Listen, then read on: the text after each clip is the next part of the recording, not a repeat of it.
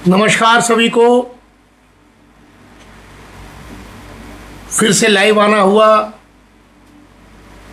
क्योंकि लाइव आता हूं तो कुछ एक अचानक कोई घटनाक्रम या तो विश्व में या दुनिया या फिर भारत देश में या अपने प्रदेश में या अपने शहर में ही हो जाए, या कोई ऐसा चरित्र निर्माण का कोई मुद्दा उठ जाए, उस पर मैं लाइव आ जाता हूं। लेकिन आज साथियों लाइव आना हुआ, और शायद ये नया नहीं है, सभी को पता है, सभी वाकिफ़ हैं। आज के युग में ये कहना कि मैं जो कहने जा रहा हूँ कोई नई बात है, ये धृष्टता भी होगी, अज्ञानता भी होगी।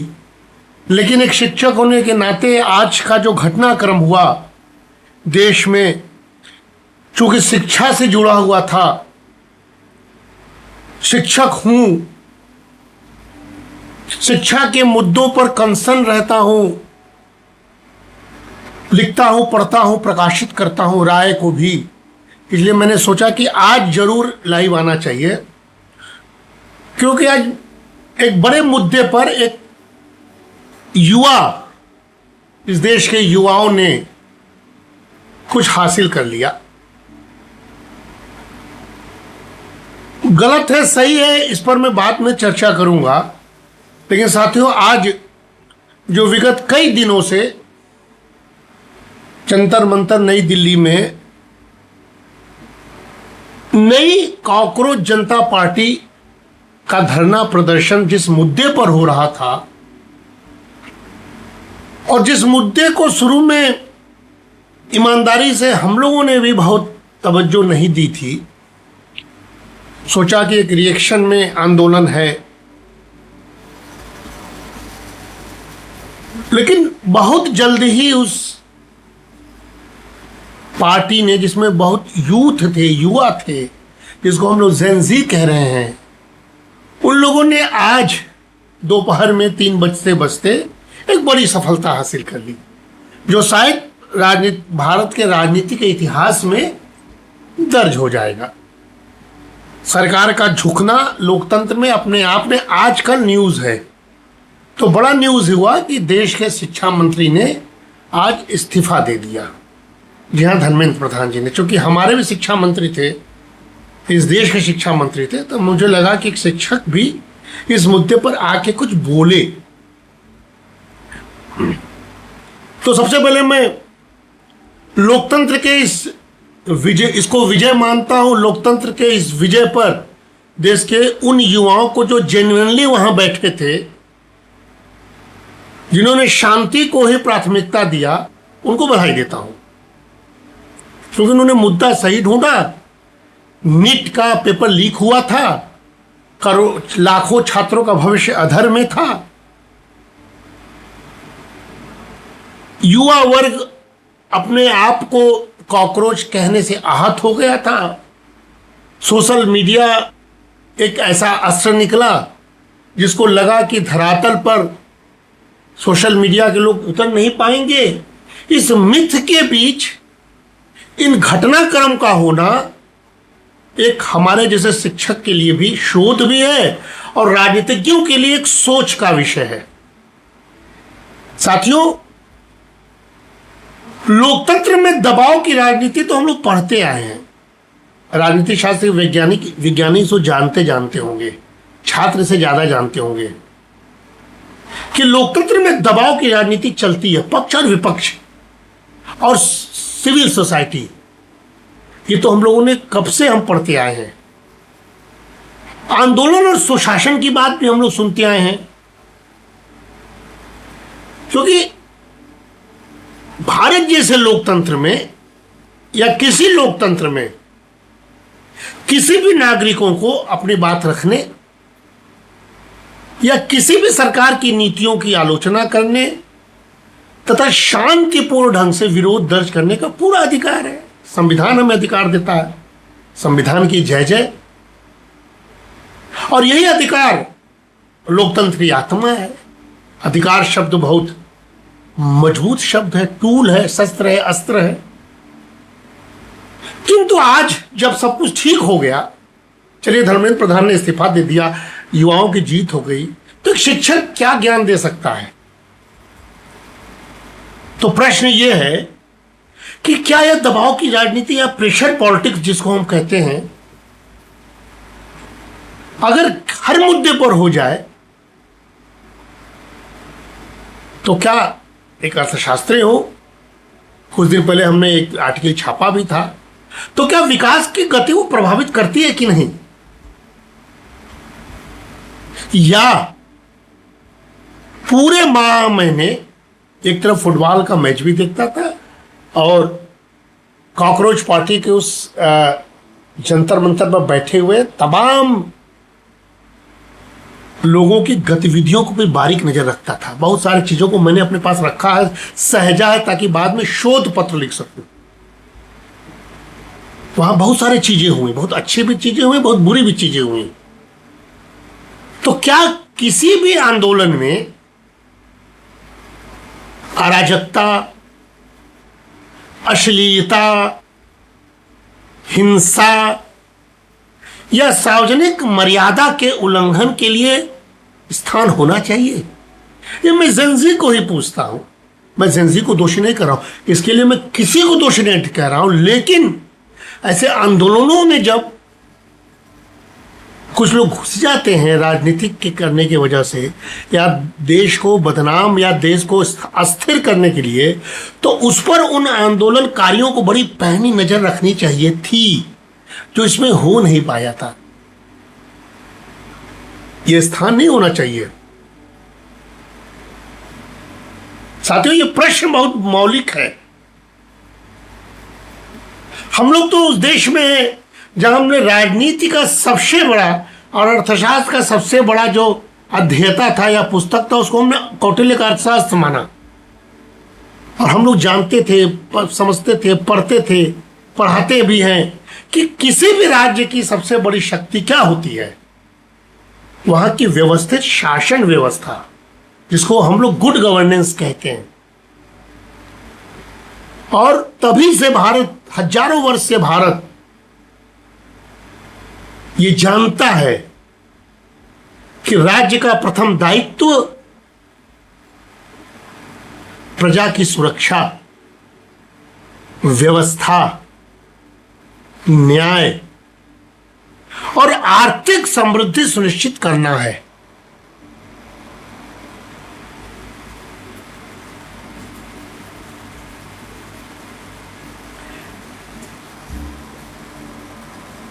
साथियों, यदि शासन या समाज में अराजकता बढ़ती है तो उससे क्या होगा? सबसे पहला दुष्प्रभाव किस पर पड़ेगा? हम विकसित भारत का संकल्प लिए बैठे हुए हैं, तेजी से बढ़ती हुई अर्थव्यवस्था है, तो उसका सबसे बड़ा विपरीत प्रभाव व्यापार पर ही पड़ेगा, निवेश पर भी पड़ेगा, उत्पादन पर पड़ेगा, रोजगार पर पड़ेगा, और सबसे बड़ा सामाजिक विश्वास पर पड़ेगा। दोस्तों, आज के लोकतंत्र में विभिन्न सामाजिक, आर्थिक या राजनीतिक मुद्दों पर आंदोलन होना तो स्वाभाविक है, होना भी चाहिए। आंदोलन को कभी रुकना नहीं चाहिए, सार्थक आंदोलन। और इतिहास भी हमें बताता है कि अनेक सकारात्मक परिवर्तन शांतिपूर्ण जन आंदोलन के माध्यम से इस देश में आए भी हैं, और इस बार वाला भी इसमें लिख जाएगा। किंतु मैं बार बार कर रहा हूं, मैं लाइव आया हूं इसलिए कि मैंने बहुत सारे अनर्गल प्रलाप भी इसमें देखा था, जिसे मन आहत हुआ। क्यों? किसी भी आंदोलन में साथियों, अशोभनीय भाषा, गाली गलौज, व्यक्तिगत अपमान, सीधे प्रधानमंत्री स्तर के लोगों को गाली दे देना, या सार्वजनिक संपत्ति, हमने देखा कि मेट्रो के लाइट को या कई चीजों को नुकसान कुछ अराजक तत्व पहुंचा रहे थे, हिंसा फैला रहे थे, या सामाजिक वैमनस्य, हिंदू मुस्लिम या कई विरोधी नारे, देश विरोधी नारे लग रहा था, तो वो आंदोलन पूरे के पूरे नैतिक आधार को कमजोर कर देता है। अब ये आंदोलन जेनजी की जीत है, ये बात अलग है, ये कहना, इसलिए हम इसको रोक नहीं सकते क्योंकि प्रधान ने इस्तीफा दे दिया, छात्रों की बात सरकार ने मान ली। लेकिन क्या सरकार ने समझदारी दिखाई, ये भी तो सोचना चाहिए।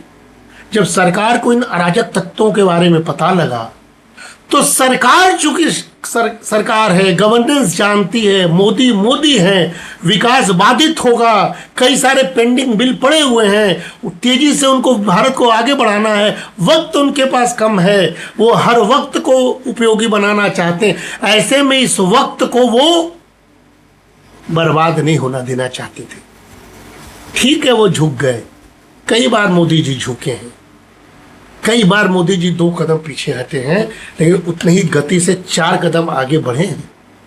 ठीक है, उन्होंने युवाओं का सम्मान किया, इसीलिए मोदी जैसा व्यक्ति ने कल इंस्टाग्राम पर इसी तरह से हम बोल रहे हैं, इसी तरह छात्रों को संबोधित किया, जो वायरल हो गया। मोदी का एज और युवाओं का एज में अंतर है, लेकिन मोदी के दिल में युवा ही धड़कते हैं। वही युवाओं के लिए वो भारत को विकसित बनाना चाहते हैं। इसीलिए जंतर मंतर में क्यों जल्दी खत्म हुआ, क्यों प्रधान ने इस्तीफा दिया, यही खा के इस्तीफा दिया। जो सोशल मीडिया में और कई जगहों पर हम लोगों ने देखा, इतने गंदे गंदी गालियां, शोभनीय भद्दे भद्दे अमर्यादित नारे लगाए गए। मुझे लगा कि क्यों सरकार सुन रही है, इसीलिए सुन रही थी कि वो जानती थी कि उपद्रव कराने का ये माध्यम बन रहा है, इसलिए सरकार चुप थी। लेकिन चरित्र देश का सामने आ रहा था, नैतिकता खतरे में पड़ रही थी। अगर युवा यही करेंगे तो शिक्षा देने से फायदा क्या। शिक्षा मंत्री कोई हो, आए जाए, ये व्यवहार जो हम लोगों ने देखा विगत 30, 35, 40 दिनों में, इससे लगा कि शिक्षा व्यवस्था खतरे में है। और शिक्षा व्यवस्था खतरा मतलब देश खतरे में। इसका मूल्यांकन होना चाहिए। इस्तीफा हो गया, अब बहुत गंभीरता से होना चाहिए। लोकतंत्र में विरोध का उद्देश्य संवाद स्थापित करना होता है, समाज को विभाजित करना नहीं।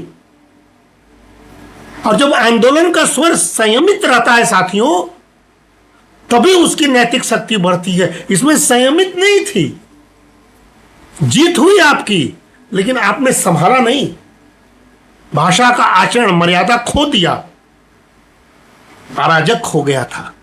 माने चाहे ना माने, ये सारे चीज सरकार समझ गई थी। राजनीतिक पार्टियां, कांग्रेस जैसी पार्टी ने अशोभनीय काम किया। प्रधानमंत्री आवास तक जाके जिस तरह लेटा लेटी किए, वो किसी बड़े विरोधी पार्टी के लिए शोभा नहीं देता है। सरकार समझ गई, मोदी समझ गए कि अभी इस समय 2 कदम पीछे हटने का समय है। इस्तीफा ले लिया।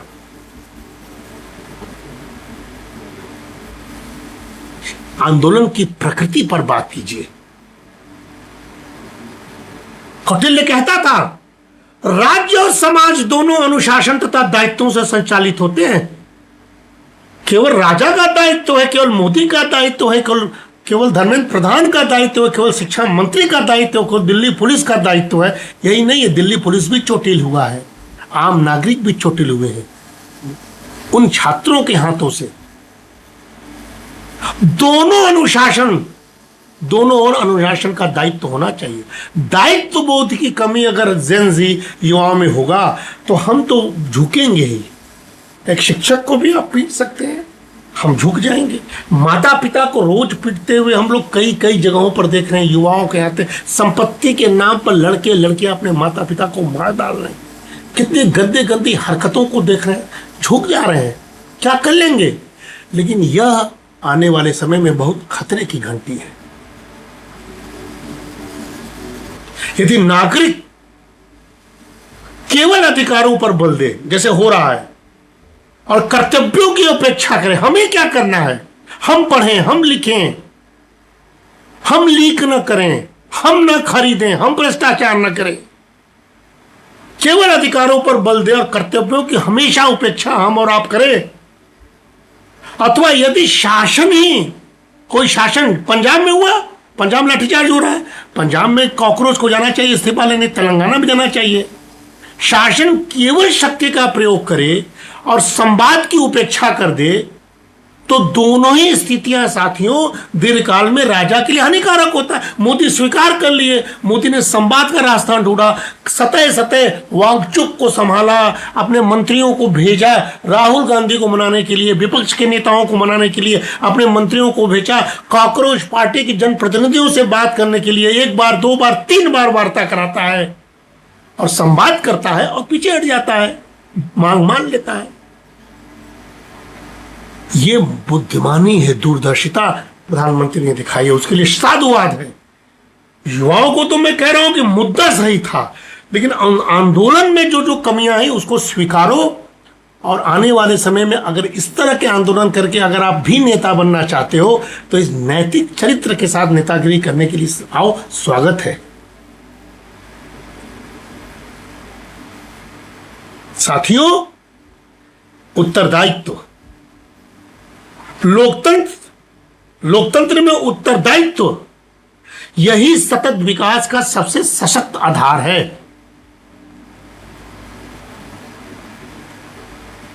दबाव तो होनी चाहिए, दबाव नैतिकता का भी होता है। उस नैतिकता को हम दोनों तरफ से हम सीखने का अपील करते हैं। सामाजिक पूंजी है नैतिकता हमारी। आज हमारा देश तीव्र गति से आर्थिक परिवर्तन के दौर से गुजर रहा है। तमाम झंझावतों के बावजूद 5 ट्रिलियन डॉलर अर्थव्यवस्था की और विकसित भारत 2047 हमारा लक्ष्य बना हुआ है। ऐसे में अधिकार और आर्थिक उत्तरदायित्व के बीच टकराहट होगा तो हम तो अपना वक्त गुजार लिए हैं। आपका वक्त है, भविष्य आपका है, आपको सोचना है। इसीलिए राज्य का समृद्धि का मूल आधार क्या है?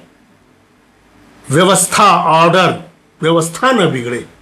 आपकी व्यवस्था है, सरकार उनकी नहीं है, सरकार हमारी और आपकी है। सुरक्षा, सिक्योरिटी के साथ कोई कंप्रोमाइज न हो और सुशासन, गुड गवर्नेंस में खलल न हो। इसीलिए कौटिल्य कहते थे, प्रजा सुखे सुखम राज्यम प्रजानाम च हित हितम। राजा का सुख प्रजा के सुख में और उसका हित प्रजा के हित में निहित है। और इस राष्ट्र के हित में धर्मेंद्र प्रधान ने इस्तीफा दिया, उसका स्वागत करना चाहिए। प्रधानमंत्री मोदी 2 कदम पीछे हैं, उनको साधुवाद देना चाहिए। और जैन जी, कॉकरोच पार्टी के उन कुछ लोगों ने विनम्रता दिखाई, उन्हें भी हमारा स्नेह, प्यार और आशीर्वाद। लेकिन राष्ट्र की सबसे बड़ी पूंजी केवल प्राकृतिक संसाधन या वित्तीय पूंजी नहीं होती है साथियों, बल्कि विश्वास माने ट्रस्ट, सामाजिक स्थिरता यह भी होती है। इसीलिए अनेक बार दबाव के चक्कर में संवाद की जगह शक्ति प्रदर्शन इस देश में होने लगा है। कई बार शक्ति प्रदर्शन हुआ, कई बार सरकार ने उसे कुचला। पहले तो सरकार इमरजेंसी लगा देती थी, कुचल देती थी। यह सरकार इमरजेंसी नहीं लगाएगी, यह सरकार भरसक कोशिश कर रही है संवाद हो, लेकिन उस संवाद के बीच अराजक तत्व को कुचलना भी तो जरूरी है, बीच बीच में कुचलती भी है। साथियों, विभिन्न आंदोलनों में हमने देखा है, किसान आंदोलन हो, लैंड रिफॉर्म का आंदोलन हो, शाहीन बाग का आंदोलन हो, कुछ भी आंदोलन हो, एक ही प्रकार की प्रवृत्ति अचानक क्यों आती है, यह सबको इस पर सतर्क रहना चाहिए। लोकतंत्र की भाषा भी उतनी ही महत्वपूर्ण होती है जितना उसका उद्देश्य। और जब आंदोलन अपनी गरिमा बनाए रखते हैं तब समाज उसका समर्थन करता है, इसका समाज समर्थन करता। लेकिन इसमें बहुत सारी चूक हुई। इसको जैन जी और कॉकरोच पार्टी को बैठ के सोचना चाहिए, एक एक वीडियो देखना चाहिए। मान तो लिए हम लोग, बिगाड़ना नहीं चाहते थे माहौल, लेकिन नैतिक गरिमा बनाए रखना आपका कर्तव्य है। महात्मा गांधी से सीखिए, सत्याग्रह सबसे बड़ा उदाहरण है। अनुशासन, आत्मसंयम, नैतिक बल ने उस आंदोलन को विश्व इतिहास में सबसे प्रभावशाली जन आंदोलन बनाया था। और इसके विपरीत अगर भाषा अश्लील, जिससे मैं बहुत आहत हूं, व्यवहार उग्र, उद्देश्य अस्पष्ट हो जाता है, तो मूल आंदोलन पीछे छूट जाता है। देखिए, इसमें मूल आंदोलन को राजनीतिक पार्टियों ने हाईजैक करने की कोशिश की। थैंक गॉड सरकार जाग गई। इसलिए राज्य भी दंड, देखिए सारे एफआईआर वापस होने भी सरकार मान ली। सरकार अपने बच्चों को दंड दे देना चाहती, लेकिन उन उपद्रवियों जो घुस के जिन्होंने अराजकता फैलाई उनको तो दंड देने दो, उनको तो छात्र मत मानो। वे जो छात्र नहीं थे, जिनको उस आंदोलन से कोई मतलब नहीं था, उन्होंने अगर संपत्ति का नुकसान या पुलिस वालों का नुकसान किया है, उन्हें तो सजा मिलनी चाहिए। उनके अधिकार की रक्षा कौन करेगा? हमारे अधिकार की, हमारी गरिमा की रक्षा कौन करेगा? इसलिए राज्य का दंड तभी प्रभावी होता है जब वो न्यायपूर्ण संतुलित हो। संतुलन को बनाए रखिए। इसलिए आवश्यकता है साथियों, आंदोलन विरोधी या सरकार विरोधी विमर्श की नहीं है यहां पर चक्कर, बल्कि अराजकता विरोधी और उत्तरदायी लोकतंत्र की बात हम करने आए हैं लाइव। लोकतंत्र की शक्ति न तो सत्ता के अहंकार में है। धर्मेंद्र प्रधान को इस्तीफा पहले दे देना चाहिए था, हम भी मानते हैं, नहीं दिए, गलती हो गई। और नहीं भीड़ के शोर में है। लोकतंत्र का भीड़ के शोर में लोकतंत्र को मत विजयी बना दीजिए, या सत्ता अहंकार में नहीं होना चाहिए। उसकी वास्तविक शक्ति तर्क, संवाद, संवैधानिक संस्थाओं, सामाजिक अनुशासन और लोकहित का निर्णयों में निहित है। आज के युवा तर्क कर रहे हैं, क्योंकि आज के युवा को हाथ में एआई है। तर्क वितर्क करने में हम उनसे शायद जीत ना पाए, लेकिन उनको अगर अपने अनुभव की चाशनी को चटाना है तो उनको अपने पास बिठाना भी तो पड़ेगा। आवे तो हमारे पास,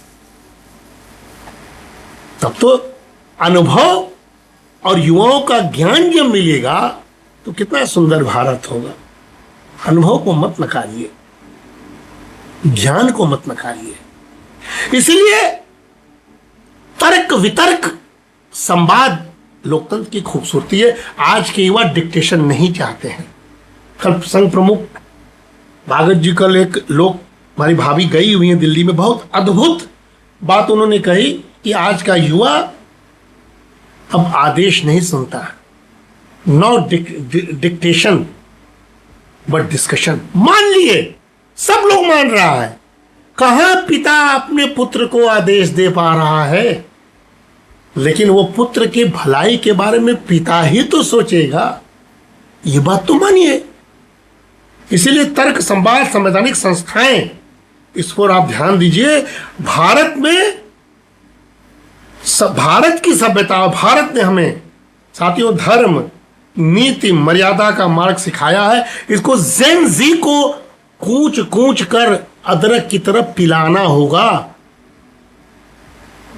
जरूरी है। इसलिए दबाव की राजनीति कैसी हो, इस पर हम विमर्श करें। प्रजा का सुख कैसे हो, इस पर हम बात करें। कई सारी चीजों को हमने अनुभव के आधार पर समझा और देखा, लेकिन प्रश्न ये उठता है, फिर दोहरा रहा हूं, अश्लीलता, घृणा, हिंसा, अराजकता किसी भी विचारधारा की वैचारिक शक्ति का प्रमाण नहीं है, बल्कि उसकी नैतिक कमजोरी का संकेत है। ये सारे राजनीतिक दलों को सोचना चाहिए। व्यवस्था और नैतिकता के बिना कभी भी स्थायी परिवर्तन नहीं हो सकता है। हमारे सामने 2047 की चुनौती है, हमें उस पर काम करना है। विकास और लोकतंत्र कभी भी परस्पर विरोधी नहीं है।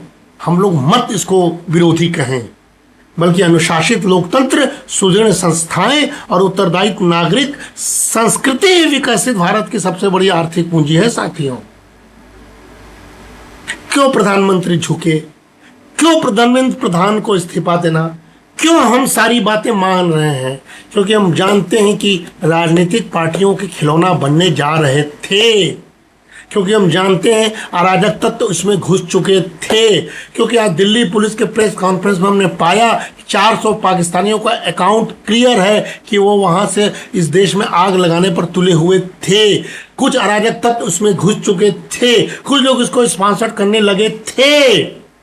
उनका मुद्दा सही था, बात सही थी, लेकिन ये सारे खतरनाक पहलुओं को सरकार ने बड़ी बुद्धिमत्ता से संभाला। उसके लिए सरकार को हम सराहना करते हैं कि आपने सही समय पर और जल्दी करना चाहिए था, उचित समय पर आपने उचित निर्णय लिया, क्योंकि जानते हैं यह सत्र बहुत महत्वपूर्ण है।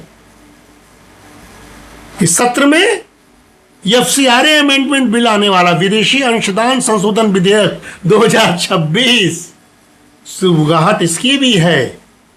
विदेशी अंशदान प्राप्त संस्थाओं की परिसंपत्तियों के प्रबंधन का नया ढांचा आने वाला है। पूरा विश्व खलबला रहा है। बाहर से जो पैसा दूसरे देश को अस्थिर करने में आता है वो देश विरोधी है। यह महत्वपूर्ण बिल भी शुरुआत का कारण है, लंबित है साथियों। और विकसित भारत शिक्षा अधिष्ठाता विधेयक 2025 बहुत महत्वपूर्ण बिल है। यूजीसी, एआईसीटीई और एनसीटी की जगह एक एकीकृत उच्च शिक्षा नियामक संस्था गठन होना है, यह भी बेचैनी है। सरकार काम करती हुई दिखाई पड़ रही है तो विरोध का स्वर उतना ही सड़क से लेकर संसद तक शुरू हो जाता है। काम करते हुए सरकार न दिखे तभी तो लोकतंत्र में विपक्ष कहेगी कि ये कमजोर सरकार है, और ये सरकार अपने को कमजोर नहीं दिखा सकती है। इसलिए इस आंदोलन को समाप्त करने के लिए सरकार झुकी है और इन महत्वपूर्ण बिलों को पास कराएगी। आयकर संशोधन विधेयक लंबित है। MSME development amendment bill, MSME को भुगतान में जो हमारे यहाँ रोजगार, हमारे यहाँ उद्योग की प्राथमिकता है, वही रोजगार देते हैं। उनके भुगतान में जो देरी हो रही थी वो अधिक प्रभावी कैसी व्यवस्था हो, कितने करोड़ों लोगों को इसमें फायदा होगा, ये वाला बिल भी था। इसलिए सरकार ये सब बर्बाद नहीं करना देना चाहती थी। और बहुत सारे ऐसे बिल थे, महत्वपूर्ण थे साथियों। इसलिए सरकार संसद सत्र की तिलांजलि के बजाय अब अगर विपक्षी पार्टी जानबूझकर इसके बावजूद कुछ उपद्रव करेंगे तो देश की जनता से मैं करबद्ध निवेदन करता हूं, मैं किसी पार्टी का समर्थन में नहीं बात कर रहा हूं, मैं देश के लिए बात कर रहा हूं कि अगर सरकार इतनी बड़ी बात मान लेती है, छात्रों के आगे झुकती है, तो विपक्षी पार्टी अगर संसद को ठप्प करते हैं, इसमें करोड़ों करोड़ का नुकसान हो रहा है, हजारों रोजगार का नुकसान हो रहा है, हजारों फाइनेंशियल चीजों का नुकसान हो रहा है। ऐसे में विपक्षी पार्टियों को भी सबक सिखाइए साथियों। जो एमएसएमई संशोधन विधेयक है ना, वो रोजगार, उद्यमिता और भुगतान अनुशासन पर प्रभाव डालेगा। जो एफसीआरए संशोधन विधेयक आने वाला है ना, वो नागरिक समाज विदेशी वित्त पोषण नियमन पर प्रभाव डालेगा। और वो जो विकसित भारत शिक्षा अधिष्ठाता विधेयक आने वाला है, वो उच्च शिक्षा शासन में संरचनात्मक परिवर्तन लाएगा। ये सारे बिल बेकार न जाए। प्रधानमंत्री मोदी 18 घंटे काम करते हैं। उस व्यक्ति के बारे में अश्लील बात बोलने से पहले जबान गल क्यों नहीं जाती है? क्या बिगाड़ा है उसने आप लोगों का? कुछ नहीं। जीवन को जोखिम में रखकर 24 घंटे भारत भारत भारत भारत के युवाओं के प्रति समर्पित एक देश का प्रधानमंत्री अगर आप कमजोर करेंगे ना, राष्ट्र कमजोर होगा। यह समय दोबारा नहीं आने वाला है।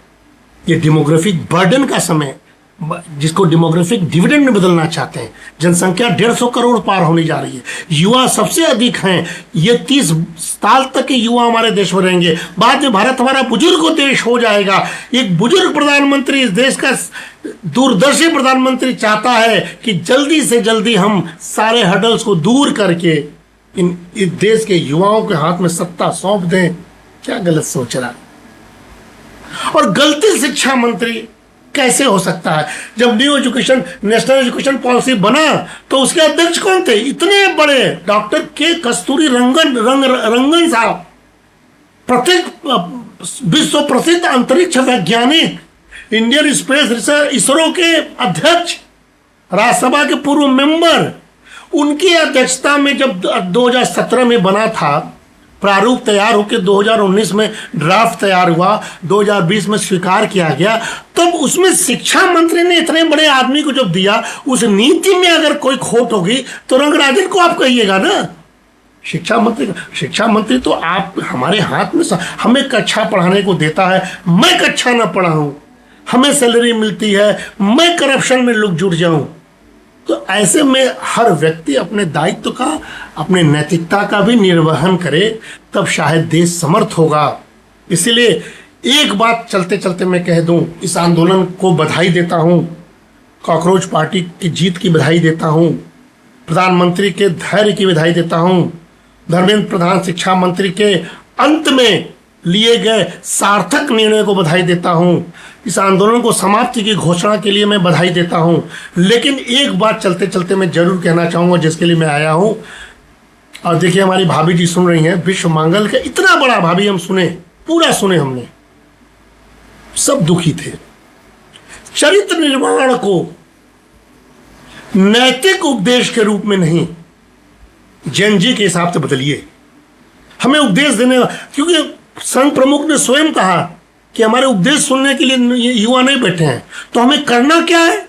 तो एक अध्यापक रूप में मैं चलते चलते बोल रहा हूं, सुन लीजिए सब लोग, कि चरित्र निर्माण को साथियों नैतिक उपदेश के रूप में नहीं, बल्कि जीवन कौशल, लाइफ स्किल, नेतृत्व जो अभी युवाओं ने दिया, इसको अगर आप डिग्निफाइड कर दें, नेतृत्व, डिजिटल नागरिकता, हर व्यक्ति डिजिटल लिटरेट हो, कि जो फेक न्यूज है, डीप फेक न्यूज है, उससे बचे, डिजिटल नागरिकता, ईमानदारी, ऑनेस्टी सीखा जाए, सहानुभूति एक दूसरे पर, पुलिस वाले भी किसी के बाप होंगे, पुलिस वाले के घर में कोई बच्ची रो रही होगी पिता के लिए, सहानुभूति, उत्तरदायित्व, अधिकार नहीं, कर्म कर्म कर्म, और संवैधानिक मूल्यों के रूप में अगर हम पढ़ावें, सचमुच पढ़ावें, अच्छे पॉइंट से पढ़ावें, तो शायद ये असली चरित्र निर्माण होगा जेन जी के परिप्रेक्ष्य में। शायद जैन जी इसको स्वीकार भी करें, नहीं तो जैन जी हमारी अच्छी बातें सुनने के लिए नहीं बैठे, हमारे उपदेश सुनने के लिए नहीं बैठे। रामायण, रामचरितमानस, गीता, पुराण कुछ भी बताएं, शायद न सुने, लेकिन उनके अनुकूल उत्तरदायित्व, ईमानदारी, ऑनेस्टी, कुछ की बात अपने ढंग से किया जाए, तो शायद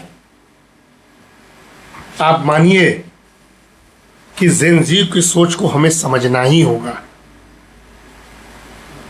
1997 से 2012 के बीच जन्मी पीढ़ी बहुत तेज तर्रार हो गई है, सब कुछ जानती है, समुद्र के अंदर गोता लगा के मोती निकाल लेती है, हम लोग उसके आगे कुछ नहीं है ये मान लेते हैं, लेकिन केवल पाठ्यक्रम में सत्य बोलो, ईमानदार बनो, बड़ों का सम्मान करो, शायद यह अब होने वाला नहीं है। इसलिए पढ़ाया क्या जाए, तो सोशल मीडिया पर जिम्मेदार व्यवहार करो। ये भाभी जी को पता है, महिला घर घर में हर लोगों को हमें सीखना होगा, आपको सीखना होगा, तब बच्चों को सिखा पाएंगे सोशल मीडिया पर जिम्मेदार व्यवहार कैसे करें, एआई का नैतिक उपयोग कैसे करें, वित्तीय ईमानदारी, फिजिकल डिसिप्लिन कैसे लाएं, टीम वर्क और नेतृत्व के साथ कैसे आगे बढ़े, पर्यावरण के प्रति उत्तरदायित्व कैसे बनाएं, मानसिक स्वास्थ्य और आत्म अनुशासन, कम से कम गलती कैसे करें, संवैधानिक कर्तव्य और नागरिक दायित्व को कैसे समझें, और अंत में भ्रष्टाचार विरोधी नैतिक निर्णय को कैसे लें।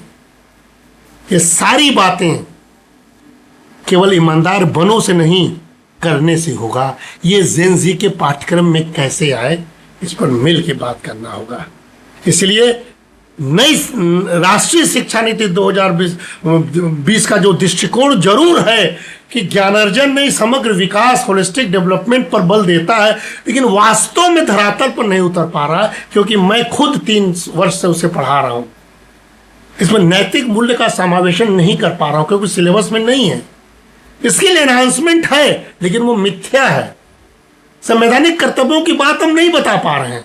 भारतीय ज्ञान परंपरा हमारे हर लोगों के सिलेबस में नहीं है। सहानुभूति शब्द एक बेईमानी हो जा रहा है। सेवा प्राण चेतना हम नहीं घुसा पा रहे हैं। ये केवल सिलेबस बेस्ड या 2 पॉइंट जुटाने के लिए ये सिलेबस नहीं होना चाहिए था, तब जाके नेप का मतलब होता। हम तो 3 वर्ष से देख रहे, कोई परिवर्तन नहीं दिखाई पड़ रहा। इसलिए हमारे दृष्टि से, अर्थशास्त्र की दृष्टि से चरित्र केवल नैतिक विषय नहीं है साथियों, बल्कि हम इसे आर्थिक पूंजी, इकोनॉमिक कैपिटल भी मानते हैं। ईमानदारी से लेन देन की से अगर करें काम तो लागत कम होती है, विश्वास से लागत कम होती है। हमने एक लेक्चर में कहा था, निवेश और व्यापार विश्वास से बढ़ता है। हमारे विश्वास, एक दूसरे पर विश्वास करके हम लोग Indian society for labour economics का इतना बड़ा कॉन्फ्रेंस जिसमें 1 करोड़ से अधिक खर्च होना है, केवल विश्वास के साथ कि हमको मिलेगा, लोग हमारे पर विश्वास कर रहे हैं, हम उसको करने में सफल हो रहे हैं। इसलिए सारे जेनजी चरित्र निर्माण का विरोध नहीं करते। हमारे यहां भी जेनजी हैं, लेकिन वो उनके पुराने प्रस्तुति के विरोधी हैं। हम ढकोसला या पारंपरिक बातें ना करें, ये उसके विरोधी हैं। इसलिए अनुभवात्मक शिक्षा, केस स्टडी, सामुदायिक सेवा, डिजिटल नैतिकता, उद्यमिता, एंटरप्रेन्योरशिप, नेतृत्व करने की क्षमता और वास्तविक जीवन में जो चुनौतियां आई हैं, इन जैसे बातों पर उनसे बात किया जाए। कल हमारी एक भतीजी ने बॉम्बे से हमसे इसी पर बात की, चाचा ये सही है या गलत है। डिस्कशन हुआ, फोन पर डिस्कशन होता है। संतोषजनक उत्तर जब उसको मिलता है तो संतुष्ट होती है। रिएक्शन नहीं दिखाता हूं क्योंकि मैंने समझ लिया है अब जेनजी से टकराना नहीं है, जेनजी के दिल में अपना स्थान बनाना है, तब जेनजी के दिल में हमारा स्थान बनेगा। आज के घटनाक्रम में देश जीता है, लोकतंत्र जीता है, भारत जीता है, भारत विरोधी हारे हैं, विपक्षी पार्टी का अनैतिक मंसूबा फेल हुआ है, देश फिर एक से होगा। सभी उन जज्बा वालों को सलाम, सभी उन आंदोलनकारियों को सलाम, लेकिन भविष्य में नैतिकता के साथ आंदोलन करने का जज्बा पैदा कीजिए और सरकार को सलाह दीजिए, सरकार स्वीकारेगी। नमस्कार, धन्यवाद।